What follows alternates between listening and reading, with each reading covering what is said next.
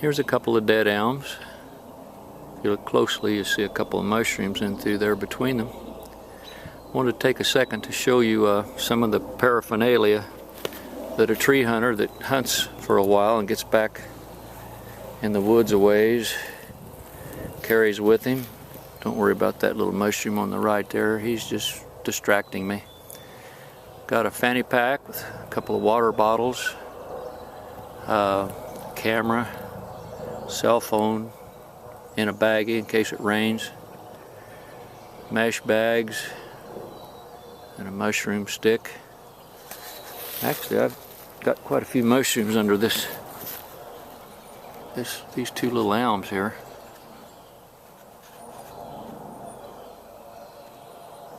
Try to zoom in and let you see a few more of them.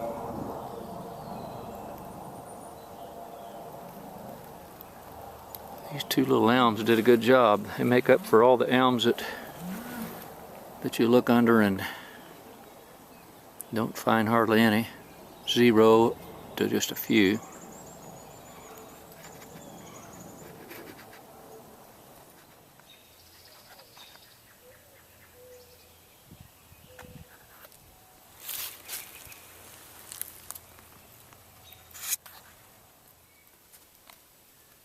Here is another nice dead elm. Memorize this bark. This type of tree in the right place with the right moisture could produce a lot of mushrooms, but there is a lot of bark off of it. You see when you go halfway up the tree, there's a lot of barren tree trunk there. So it could have done more. I found a few small grays under it. I'll look over here real quickly. Memorize this bark. This is the kind of tree that can produce a lot of mushrooms. Here's a few grays coming up. And a few more. I finally found about 26 or 27 mushrooms under it, counting the ones I stepped on. Just getting ready to leave. When you're in a fertile area, you need to even look under little saplings that are dead, like this little sapling right here. I almost missed these three. And I'm glad I didn't. They're a little nicer size. Not quite as old either. There's the bark.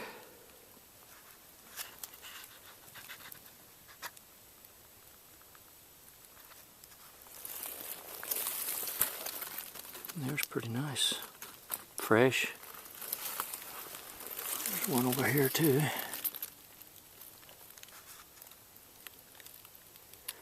Good job, God.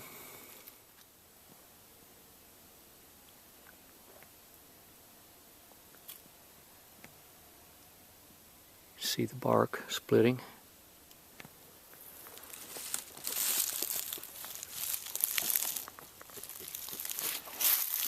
I already picked those three.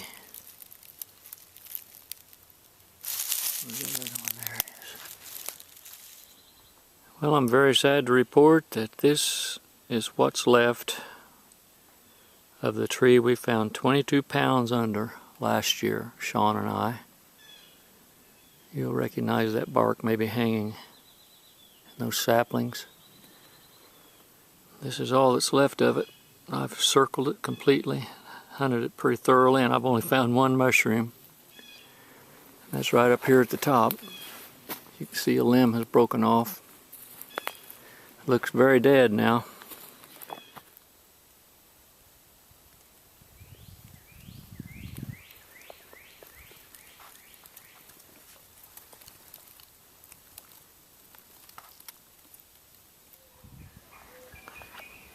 Here's a nice dead elm. No mushrooms under it. Those leaves are from an adjacent birch tree over here. I guess I should tell you that not every dead elm produces mushrooms. You probably already knew that anyway. You just keep looking, keep checking.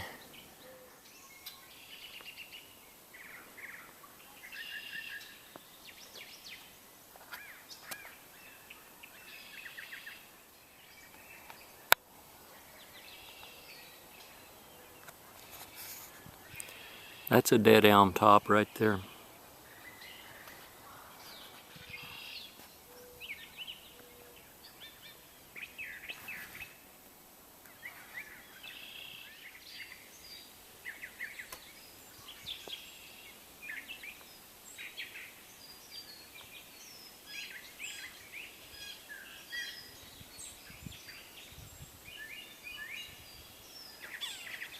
Got a little cluster of small elms, dead elms here, with a few mushrooms under it.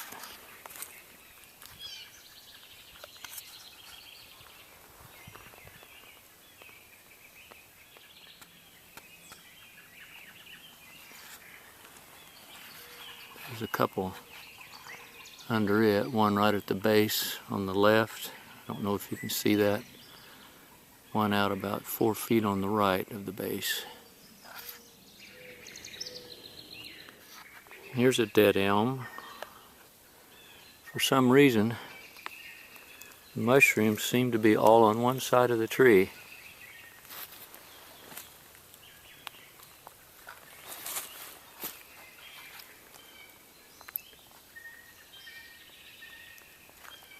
There's several up and through there if you can spot them. Over there.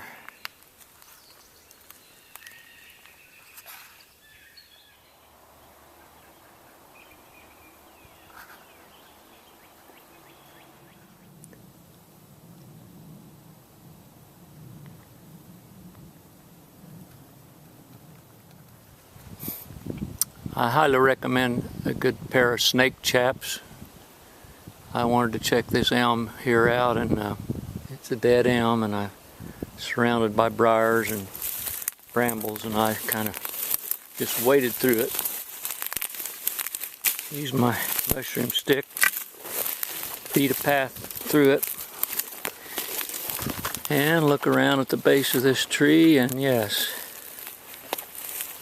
there's a couple of yellows right here. I'll look around some more.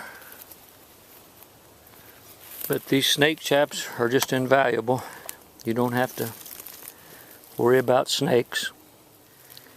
It's nice to walk through the woods and not be afraid of, not be worried about snakes. You can just plow right through this stuff. Good job, God. 8 or 9 inch Morel here. Dead elm in the background.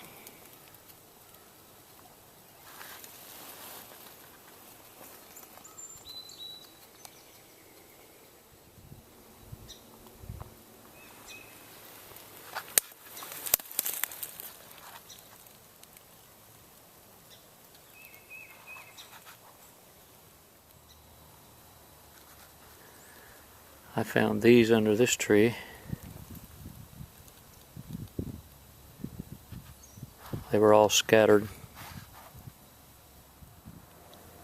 Here we have the end of another hunt. I'm sorry I didn't find the mother lode to show you, but I'd say we've got 7 or 8 pounds here.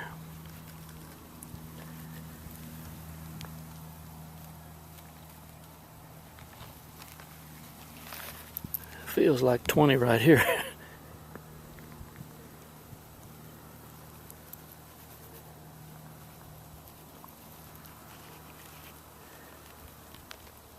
Thank you, Lord.